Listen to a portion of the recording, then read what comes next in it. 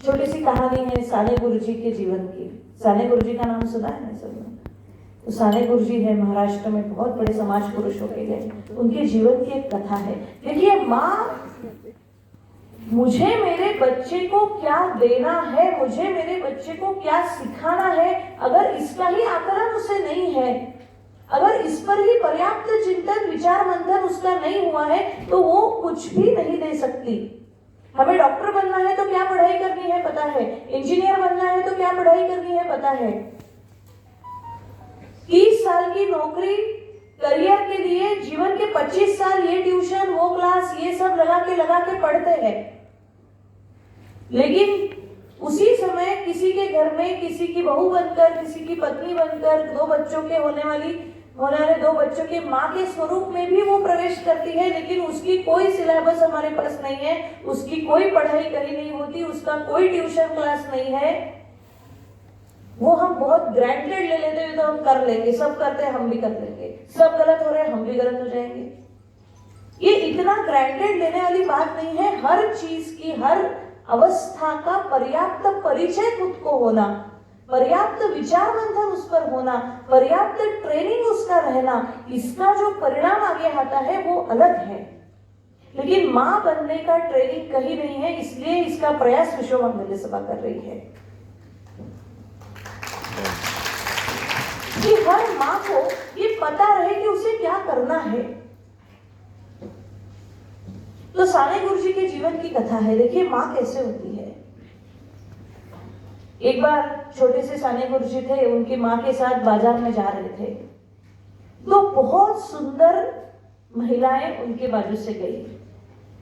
दोनों ने देखा, बहुत सुंदर 2 महिलाएं थी। जब वो पीछे गई, तब छोटे से साने गुरुजी ने वापस से मुड़ के देखा। तब उनकी मां ने उनको एक जोर का थप्पड़ लगाया। तब वो छिड़ गए। उनकी मां को बोलते हैं, मां तुमने भी तो देखा, तुमने भी तो देखा, फिर मुझे क्यों मारा? फिर उनकी मां बोलती है, जो पहले देखा। देखिए, मां की प्रगल्भता हमें क्या अपेक्षित है। बहुत मार्मिक उन्होंने, उनकी मां ने एक वाक्य कहा कि देखा, देख बेटा, जो पहले देखा वो सौंदर्य देखा, जो पलट के देखा वो वासना थी। समझ में आना चाहिए। तुम्हारा क्या बिगड़, तुम्हारा जरूर कुछ तो भी बिगड़ा, इसलिए तुमने पलट के देखा, और जो मुझे आशा नहीं है इसलिए तुमने मार खाई। तो अपने बच्चे के छोटे छोटे व्यवहार की छोटी छोटी जानकारी रखना, उसका विचार करना, उस पर उसको व्यवस्थित मार्गदर्शन करना, ये मां से अपेक्षित है। कल अगर देश को राष्ट्र पुरुषों की आवश्यकता पड़ेगी तो देश हमारी घरों की तरफ देखेगा। हम अपने घरों से राष्ट्र पुरुष उसको देंगे, लेकिन उनको बनाने की जिम्मेदारी हमारी है, उनको वह विचार देने की जिम्मेदारी हमारी है।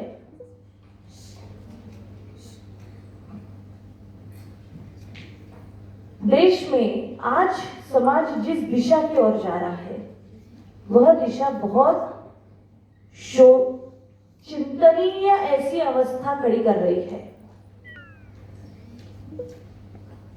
No parents, no families, fatherless society, ये एक नया कॉन्सेप्ट समाज में आ रहा है। इस दिशा की ओर समाज जा रहा है। हमें फैमिली नहीं चाहिए, हमें जिम्मेदारियां नहीं चाहिए, हम शादी करेंगे तो करेंगे, लेकिन हमें बच्चे नहीं चाहिए। कुत्ते बिल्लियां पालने के लिए तैयार हो जाते हैं, लेकिन बच्चे उनको नहीं चाहिए। ये समाज में हम आज ही देख रहे हैं भारत में। इसका परिणाम क्या है?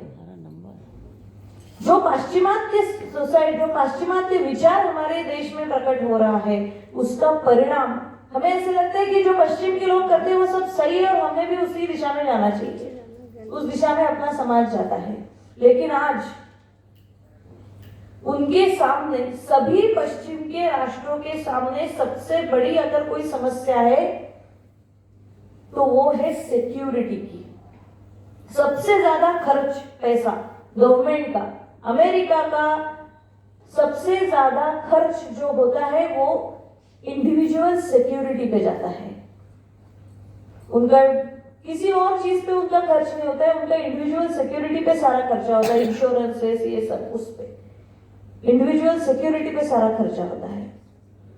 हमारे देश में इंडिविजुअल सिक्योरिटी ये गवर्नमेंट का विषय ही नहीं है,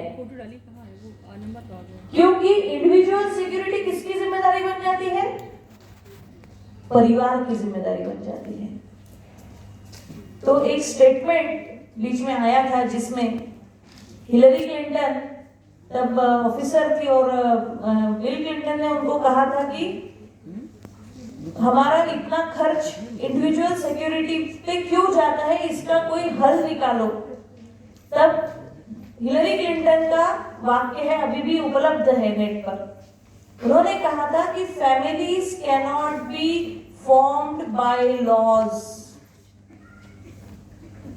ये कल्चर का विषय है, हम बाय फोर्स फैमिलीज नहीं बना सकते हैं, और हमारा देश का वह कल्चर नहीं है, इसलिए हमारा सबसे ज्यादा खर्च इंडिविजुअल सिक्योरिटी पे जाता है, क्योंकि व्यक्तिगत सिक्योरिटी करना ये गवर्नमेंट की जिम्मेदारी बन जाती है, क्योंकि उनके साथ फैमिली ही नहीं है।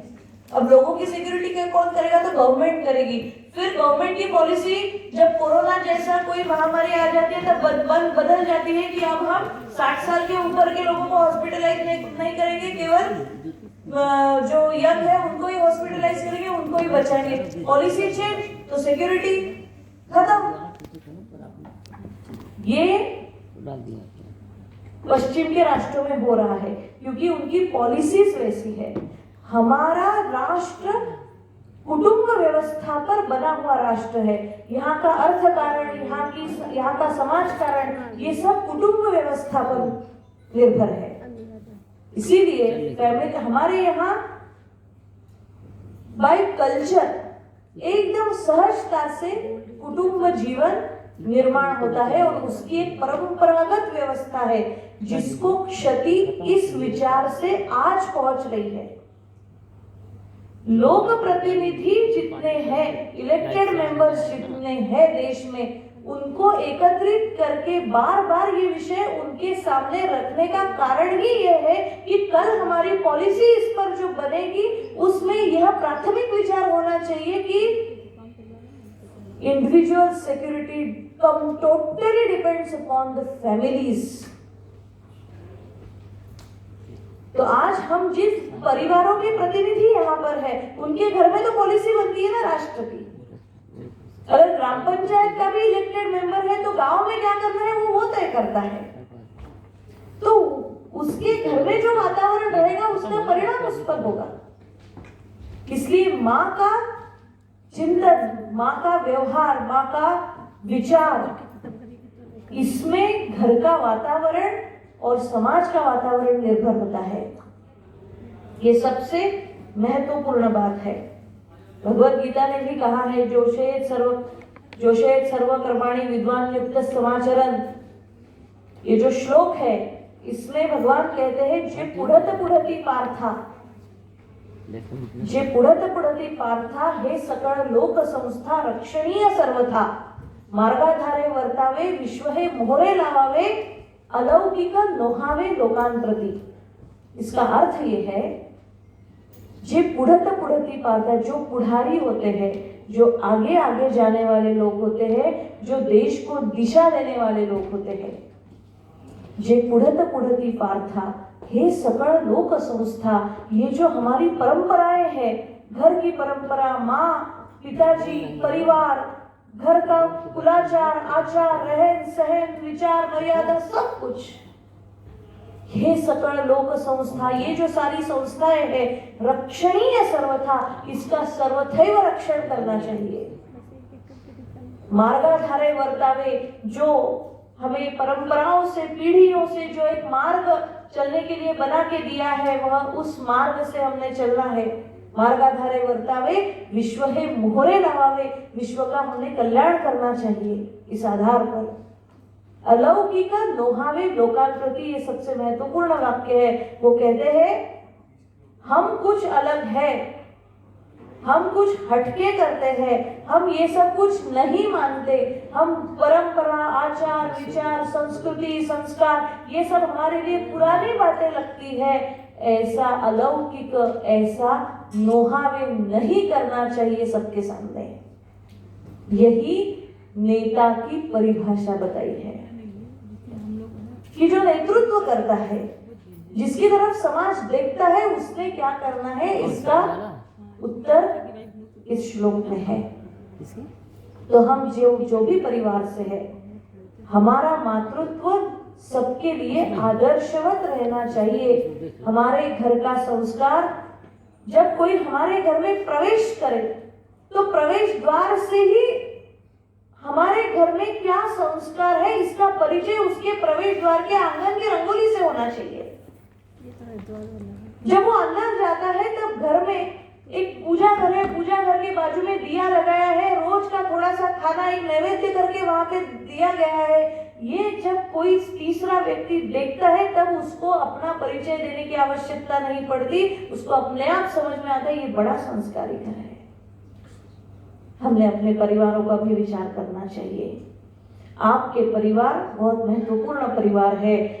आपके परिवार की आदर्शवत स्थिति समाज में आदर्शवत स्थिति का निर्माण कर सकती है। हम लोक प्रतिनिधि है। हम किस चीज का प्रतिनिधित्व कर रहे हैं? केवल इकट्ठा गठ्ठा मतों से चुन के आए, इसका केवल मतों का प्रतिनिधित्व हमारा नहीं है। वहाँ की संस्कृति का भी हम प्रतिनिधित्व करते हैं, वहाँ की आचार विचार व्यवहार का भी हम प्रतिनिधित्व करके इसकी जिम्मेदारी कौन लेगा? और अगर चुन के दिया हुआ प्रतिनिधि के घर में यह वातावरण नहीं दिखता है तो उसका जिम्मेदार कौन है? घर की माँ है। हमने ये करना चाहिए। हमने अपने घर कैसे होने इसका विचार प्राथमिकता से करवाना, यही आज की इस कार्यशाला का मुख्य उद्देश्य मात्र है। मैंने पहले ही कहा और गुरुजी ने भी भाषण में कहा कि स्त्री अपूर्ण केवल इस बात पर है कि उसको उसका परिचय नहीं है। महिषासुर का मर्दन करने के लिए दशमी के दिन जब सीमोल्लंघन के लिए दुर्गा निकलती है तो उसके पहले 9 दिन उसकी आराधना करनी पड़ती है, उसको जगाना पड़ता है, उसको उसकी शक्तियों का परिचय करवाना पड़ता है, तब कहाँ जाके वो महिषासुर का मर्दन कर सकती है। यही प्रयास विश्व मांगल्य सभा का इस कार्यशाला के माध्यम से आप सबके लिए है। यह आप सबकी आराधना है, 2 दिन की आराधना है, जिसमें हमें हमारे समाज का और अपना मातृत्व जागृत करना है। उस मातृत्व का नेतृत्व हमें समाज में करना है। यही हम सबसे अपेक्षित है, यही कार्यशाला का उद्देश्य है।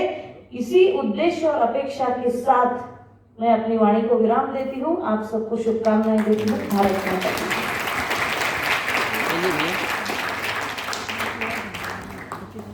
छान वैशाली ताई, धन्यवाद। कार्यक्रम को आगे बढ़ाते हुए अब